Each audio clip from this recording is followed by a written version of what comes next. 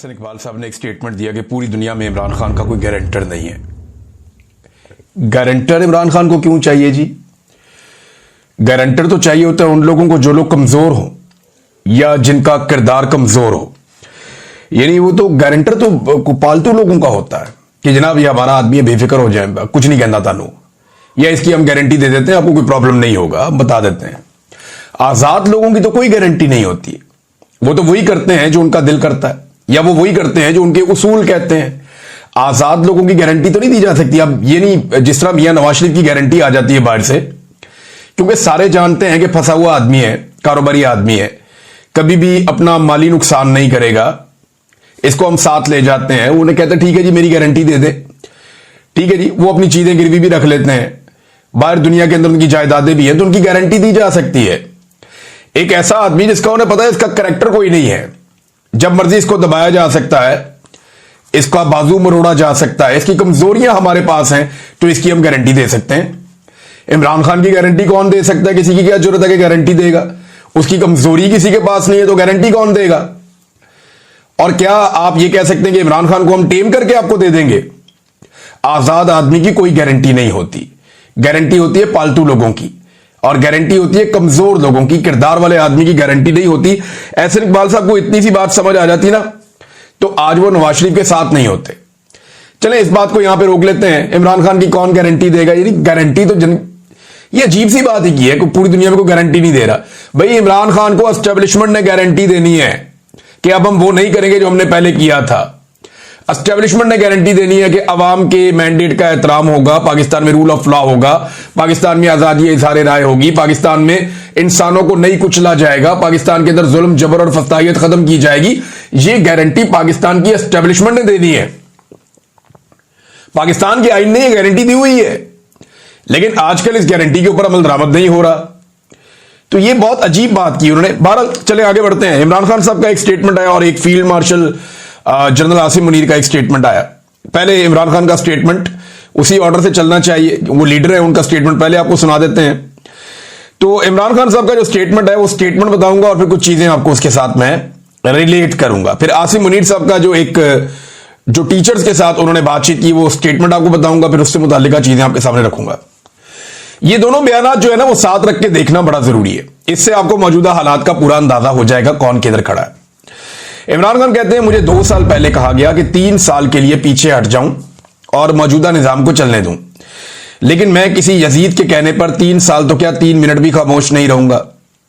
मुझ पर 26वीं तरमीम को कबूल करने का भी जोर डाला जा रहा है, लेकिन मेरी जद्दोजहद ही कानून की हुक्मरानी की है और 26वीं आईनी तरमीम ऐन उसके खिलाफ है। मुझसे 9 मई की माफी मांगने का मुतालबा किया जाता है, मगर माफी वो लोग मांगे जिन्होंने सीसीटीवी फुटेज चुराई है, जिन्होंने औरतों की इज्जतें पामाल की, लोगों के घरों का तकद्दुस बर्बाद किया, हजारों सियासी वर्करों को जेलों और हुकूमत खानों में डाला और बेगुनाह लोगों को शहीद किया। 9 मई के केसेस की 1 घंटा भी मेरिट पर समात हो तो ये बेबुनियाद मुकदमात फौरी तौर पर खत्म हो जाएंगे। लेकिन अलमिया यह है कि यहां इंसाफ होना तो दूर की बात है, इंसाफ होता नजर भी नहीं आ रहा। जुल्म से कौमें कभी खत्म नहीं होती, बल्कि नए सिरे से बनती हैं। नबी अकरम सल्लल्लाहु अलैहि वसल्लम ने 13 साल मुश्किल तरीन वक्त काटा, लेकिन आप सल्लल्लाहु अलैहि वसल्लम डटे रहे और बिलाखिर सुरखरू हुए। लिहाजा हम सबको आप सल्लल्लाहु अलैहि वसल्लम के नक्शे कदम पर चलते हुए बहैसियत कौम डट कर आखिरी दम तक मुकाबला करना होगा। जब इंसाफ का हर दरवाजा बंद कर दिया जाए, फिर पुरअमन एहतजाज के सिवा कोई रास्ता नहीं बचता। तहरीके इंसाफ समेत पूरी कौम को पैगाम देता हूं कि मुल्क गिर एहतजाज के लिए तैयार रहें। पाकिस्तान में कानून मुकम्मल तौर पर मुअत्तल है, यहां औरतों की भी इज्जत महफूज नहीं है। मेरी अहलिया बुशरा बेगम सिर्फ सहूलतकारी के इल्जाम में 14 माह से कैद तन्हाई में है, हालांकि उन पर जुर्म साबित भी नहीं हुआ। Doctor Yasmeen Rashid cancer survivor और बुजुर्ग खातून है, मगर इनको भी बेशर्मी से जाली मुकदमात में पाबंदे सलासल किया गया। मेरी बहनों जिनकी उम्रें 65 से 70 साल के दरमियान है, हाई कोर्ट के हुक्म पर जेल में मुझसे मिलने आती हैं, जो इनका और मेरा बुनियादी हक है, मगर एक कर्नल इनको रोक देता है और अदालत का हुक्म रद्दी की टोकरी की नजर हो जाता है।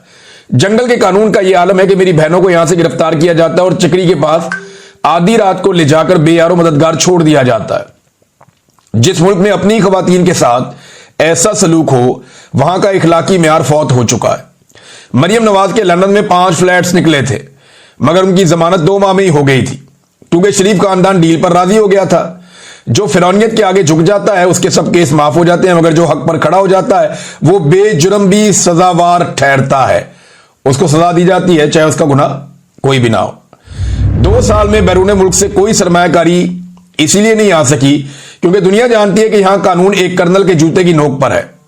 याद रहे कि सरमायाकारी के बगैर ना मुल्क में माशी इस्तेहकाम आता है और ना ही मईशत तरक्की कर सकती है। जब तक अदालती अहकामात कर्नल के इशारों के मोहताज होंगे तब तक सरमायाकारों के लिए एतमाद की फजा नापैद रहेगी। पूरी कौम इंसाफ के लिए अदलिया की तरफ देख रही है, मगर 26वीं आईनी तरमीम करके अदलिया को मफलूज कर दिया गया है। इस तरमीम के पीछे 2 ही वजूहात हैं।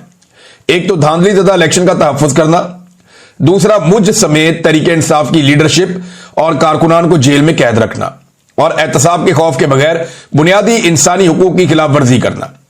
26वीं आईनी तरमीम के बराह रास्त 2 नताइज निकले हैं। बता रहे 2 चीजें हुई हैं 26वीं आईनी तरमीम के बाद। एक ये कि अदलिया अपने आईनी और रवायती किरदार के बरक्स इंतजामिया के सामने बिल्कुल सरेंडर कर गई है। मिलिट्री कोर्ट के हवाले से सुप्रीम कोर्ट का फैसला आइन के आर्टिकल 175(3) के मुतसादम है, जो कहता है कि अदलिया इंतजामिया से अलग है, मगर यहां इस आर्टिकल में तरमीम किए बगैर ही एग्जीक्यूटिव को अदलिया के तमाम इख्तियारात सौंप दिए गए हैं। मिलिट्री कोर्ट्स के साथ साथ मखसूस नशिस्तों पर भी बेंच बनाकर तरीके इंसाफ से ये नशिस्तें छीनने की कोशिश की जा रही है। वोट तरीके इंसाफ को पड़ा है, मगर आइन के बरखिलाफ ये नशिस्तें दूसरी जमातों को देने की कोशिश जारी है।